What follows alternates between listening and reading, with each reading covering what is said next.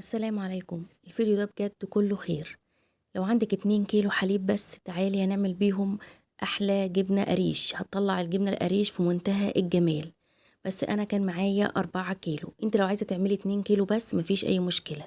هقولك على كل الخطوات وكل التكات اللي تخلي معاكي الجبنة تطلع ناجحة جدا جدا حتى لو هتعمليها لأول مرة. اهم حاجه بتجيبي الحله بتكون سخنه جدا، وشفتوا التكيه اللي انا عملتها ديت ما تعملهاش تاني. ان انت تفتحي الكيسه من فوق لان سخونه الحله شديده جدا، فممكن السخونه تطلع عليكي فتعمل زي ما عملت معايا كده. المهم، بتسخني الحلة كويس جدا جدا وهي فاضية، وبعدين بتجيبها كده بتبدأي تفضي اللبن بالراحة.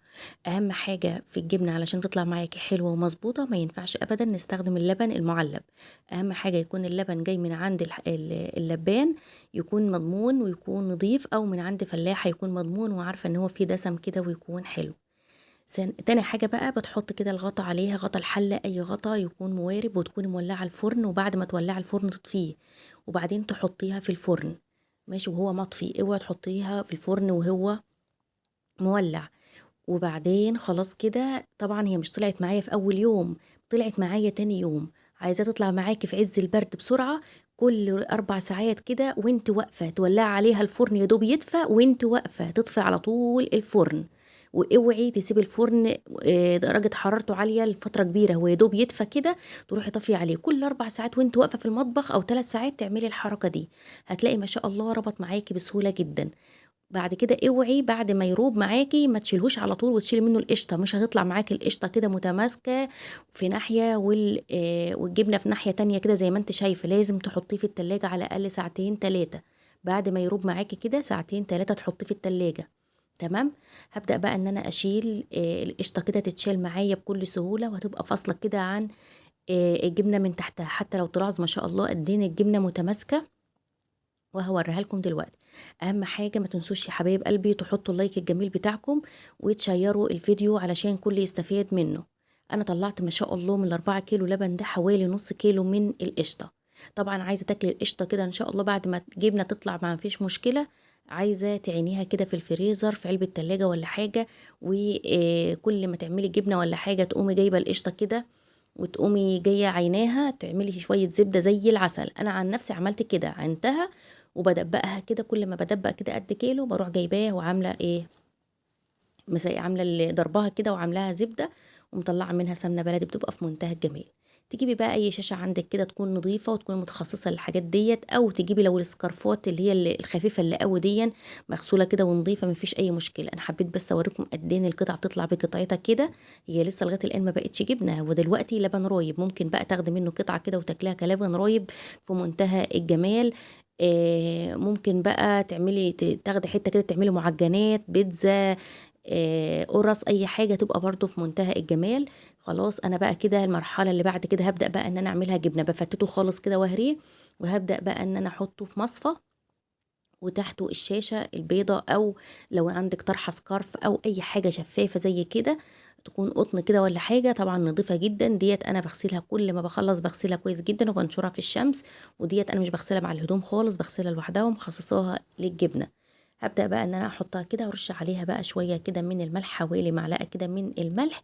والملح ده اختياري، في ناس ما يعني الملح غلط عليها فممكن ما ترشيش ملح كتير. بس اهم حاجة المعلقة الاولانية من الملح دي مش هتأثر، بترشيها كده. وهبدأ اضمهم كلهم كده على بعض كده علشان انا عايزة اضغطهم كويس جدا جدا، علشان الشرش اللي انتوا شايفينه ده ينزل.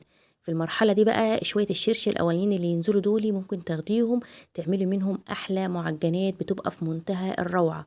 انا بتكلم على شويه الشرش الاولين اللي بينزلوا من الجبنه اللي انا وريتها لكم اللي تحت دول. او مش عايزاهم خلاص مفيش مشكله. ممكن بقى لو انت بتعملي كميه جبنه وهتقعد معاكي فتره كبيره قوي، بتاخدي الشرش دوت اللي انت شايفاه دوت، وبعد كده بتغليه وتسيبيه يبرد خالص، وتخزني فيه الجبنه القريش ده في حاله ان الجبنه هتقعد عندك فتره كبيره في التلاجة وخايفه ان هي تبوظ عندك. تمام. انا بقى بحط عليها تقل كده. بص انا عايزه اوريكم تاني شويه القشطه اللي طلعوا دول في منتهى الجمال، حاجه كده اللهم بارك زي العسل. طبعا انا قفلت كويس جدا على الجبنه وحطيت عليها بقى اي تقل عندك بقى حطيه.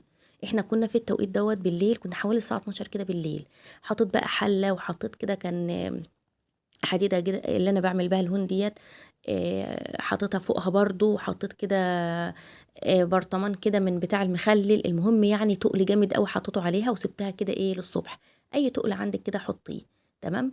لو تلاحظوا ما عادش فيه اي ميه بتنزل، هي نزلت كل الشرش اللي كان فيها هي وخلاص، وبدأ انا ايه في المرحله ان هي خلاص كده ما عادش فيها اي شرش. ده بقى كان تاني يوم. هبدأ بقى ان انا افتح على الجبنه بتاعتي. اول ما تفتحها تلاقيها تحس ممكن ان هي ايه مفتته شويه، ما تخافيش خالص. انا عايزه اقولك الميزه اللي فيها بقى ان انتي ما شاء الله بتاكلي احلى وانضف جبنه. والله العظيم احلى من اللي بتيجي من بره في مراحل، كفايه ضامنه النظافه بتاعتها وعاملاها على ايدك، دي كفايه. طبعا عايزه دي بقى في ايدك بقى، ممكن ترولها كده تعملها رول وتقطعها قطع، تحطها في علبه كده وتاخد شكل العلبه. هي دلوقتي مهما تعملي فيها هي تتشكل معاكي، حتى لو حسيت ان هي اتفتفتت بترجعها تاني وتضغط عليها، بترجع تضغط تاني خالص. يعني هي لو اتفتفتت زي ما هوريكم دلوقتي بترجعها عادي خالص، مفيش اي مشكله خالص، وبتطلع والله وبتتمسك معاكي في التلاجة. ما بتقعد في التلاجة ترش عليها شويه ملح، بتطلع القطعه بقطعتها متماسكه وفي منتهى الجمال. تمام. انت بقى زي ما انت عايزه شكليها زي ما انت عايزه. انا بجد من اول الشتاء انا عايزه اقول لكم ما اشتريتش ولا مره جبنه قريش قبل ما تخلص عندي. بكون عامله غيرها ما شاء الله، بتطلع في منتهى الجمال والتماسك، وحلوه وطعمها حلو جدا جدا جدا. والله العظيم يعني لو اشتريتها من بره ما بتبقاش حلوه كده. وكمان هتقولي طب ما اللي بره اوفر، لا لا مش اوفر خالص. تعالي شوفي ديت، يعني شوفي الجبنه عندكم. انا عايزاكم تنزلوا في الكومنتات قولوا له الجبنه القريش عندكم دلوقتي وصلت كام. احنا عندنا وصلت 80 جنيه الكيلو. شوفوا انتوا عندكم وصلت كام. طب ال4 كيلو دول عملوا لك قد ايه جبنه قريش؟ انا بصراحه عملوا لي حوالي كيلو من الجبنه القريش ونص كيلو من القشطه. هو طبعا متوفر كده معايا كده انا اوفر، بس ولنفرض ان انا مش وفرت. بصوا هي اتفتتت معايا ازاي، ما تخافيش خالص عادي خالص. هتتلم كده، هتلمها بايدك وتعملها زي رول وهتقطعيها واحده واحده وهتتماسك جدا جدا ومش هتفتفت منك والله العظيم، عن تجارب مش عن تجربه. وهتحطها في التلاجة، هتحط ترش عليها شويه ملح، هتفضل قطعه بقطعتها متماسكه وزي الفل اهي، ولا اي حاجه عادي. احنا عملناها رول بالراحه كده، ولا تتوتري ولا تقولي ده باظت واتفتتت مني ولا اي حاجه. وعايزه اقول لكم بقى الطعم جبار جبار والله العظيم بجد، عن امانه وعن تجارب. انا ما بشتريش جبنه من بره، يعني لو هتعملي حتى 2 كيلو بس. بصوا القطعه ما شاء الله شكلها جميل ومتماسكه ازاي. ممكن تقطعها اقل من كده او اكبر من كده، ده براحتك انتي. هنحط بقى عليها شوية ملح كده وهنسيبها بقى في التلاجة، وتحط الملح برضو حسب الرغبة.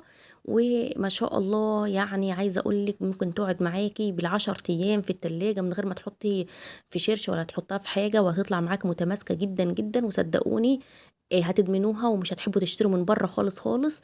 وهقول لكم على تكايه كمان، ان انتم لو ما حطيتوش عليها ملح كمان وسبتوها كده بقت، او جزء منها كده بقت خلاص جبنه كريمي، بتحط عليها شويه لبن وتضربها وشويه زيت وشويه شطه كده وتضربيها في الخلاط او في الكبه، بقت جبنه كريمي في منتهى الجمال. وممكن كمان تعملي منها السينابون تحفه جدا كجبنه كريمي، يعني بعد الاضافات اللي انا قلت لكم عليها. ما شاء الله دي كميه الجبنه اللي طلعت مني في منتهى الجمال. لسه كمان هرش عليها كمان ملح، وبعد ما احطها في التلاجة هتلاقيها متماسكة والقطعة بقطعتها مش مفرولة، والله العظيم ما بتفرول ولا بتتقطع منك ولا اي حاجة زي ما انت شايفاها كده. بجد انا عايزة اشجعكم كلكم ان انتوا تعملوها في البيت وتملوا بيتكم بالخير. الحاجة اللي معمولة في البيت يا جماعة غير، بتبقى طعمها جميل جدا وبتبقى نفسها حلو، وتحس ان هي فعلا كلها قشطة كده وناعمة يعني حلوة قوي قوي. بجد جربوها مش هتندموا. ويا ريت اللي استفاد بأي استفادة من الفيديو أمانة عليكم ما تنسوش اللايك والشير للفيديو علشان كله يستفاد من الفيديو. وأشوف وشكم على خير، مع ألف سلامة.